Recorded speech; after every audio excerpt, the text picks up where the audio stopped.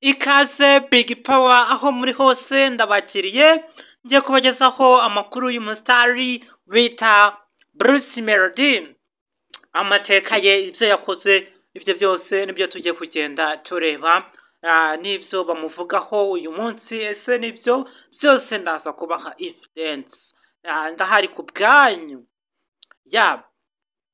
Bruce Melody rero akaba yaratangiye gukoresha imbuga nkoranyambaga nka YouTube ku itariki 19 z'ukwa gatatu 2015.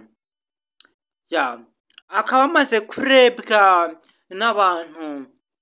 n'abantu na miliyoni 89 bose, ariko harengaho n'ibihumbi, ntabwo nigeze mbisoma.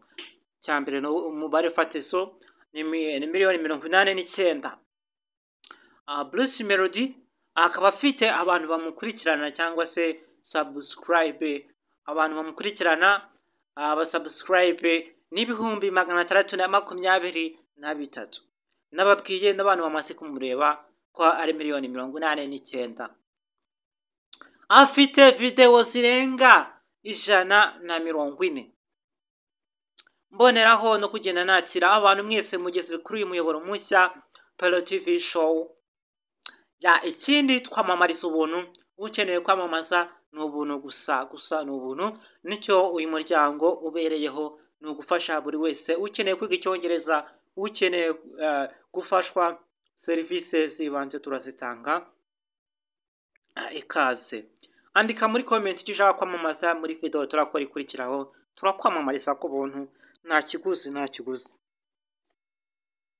Okay, twakomeje. Bruce Melody akaba yarakomeje kugenda amuvugaho ibintu byinshi, ko ari umuhanzi uri selfish, wikunda, agenda atanga amafaranga ku maradiyo, ku binyamakuru, ngo bazajye bakina imiziki ye yonyine gusa, abandi bahanzi imiziki yabo ikaburizwamo ntibayikine kubera karuswa cyangwa se akantu kaba katanzwe. Aya ni amakuru amaze iminsi acicikanye hano ku mbuga nkoranyambaga. Yakunze kubitangaza impamvu yahunze, ko yahunze agatsiko k'abahanzi harimo nk'uyu icyamamare Bruce Melody, ariko mbere atari yazamuka Yago Product cyangwa se Yago Pan yamwimvagamo, yaje kumugabira inka aza kuyanga, amwaka amafaranga mu muco. Ibi ntabwo bibaho, byara amakosa akomeye.